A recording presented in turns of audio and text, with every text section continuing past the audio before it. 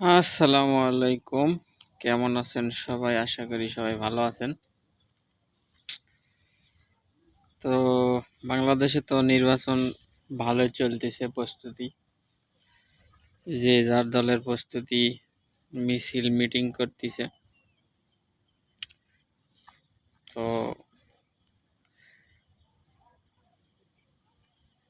দেখলাম তো এতদিন পর্যন্ত সবই বিএনপি, আওয়ামী লীগ, জাতীয় পার্টি, যাবতীয় দল অনেক দলই আসলে যেই ক্ষমতায় আসলো নিজের ভাগ্য ও নিজের দলের কর্মীদের ভাগ্য তারা নিজের আখের ঠিকই গোছায়, কিন্তু আসলেই সাধারণ জনগণ বরাবরই বঞ্চিত সবকিছু থেকে। তা আমি যতটুকু দেখতেছি বুঝতেছি যে আসলে বলবো না যে জামাতে ইসলামের ভোট দেন বা জামাতে ভোট দিলে জান্নাতে যাবেন বা জামাতে ভোট দিলেই সব সলভ হবে, তা না। তা আমার মতে একবার দেখা উচিত, সব দলই যেহেতু দেখা হলো এটা একবার দেখা উচিত। সুযোগ দিয়ে দেখতে তো আর ক্ষতি নাই। তো এটাই এখন যার যার ব্যক্তিগত ব্যাপার, যে যাকে পছন্দ করবে সেটাকেই দিবে, এটাই বাস্তব।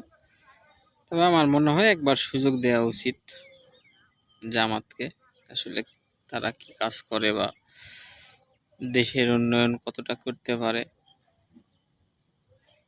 কারণ প্রত্যেকটা দেশে তো দেখতেছি যে যেই হোক দেশের উন্নতি করে, দুর্নীতি সব দেশে আছে কিন্তু দেশের উন্নতি হয়। এই মালয়েশিয়ার কথা বলতে গেলে মালয়েশিয়া অনেক উন্নত।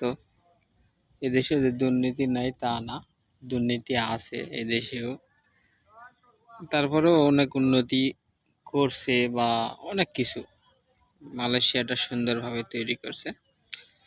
তো আমার কথা হলো যে আর বাংলাদেশে সবাই চেষ্টা করে কিভাবে আমেরিকা কানাডা বাড়ি গাড়ি করতে পারে। তো সর্বোপরি যে যার খুশি যাকে ভোট দেন, তো আমার মনে হয় এবার একবার দাঁড়িপাল্লাকে দেখা উচিত, জামাতক সুযোগ দেওয়া উচিত। এখন বাদ বাকিটা যার যার ব্যক্তিগত মত, ব্যক্তি স্বাধীনতা। আমারটা আমি বললাম, যদি আমি ভোট দেইনি এখনো পর্যন্ত, দিতেও পারবো না।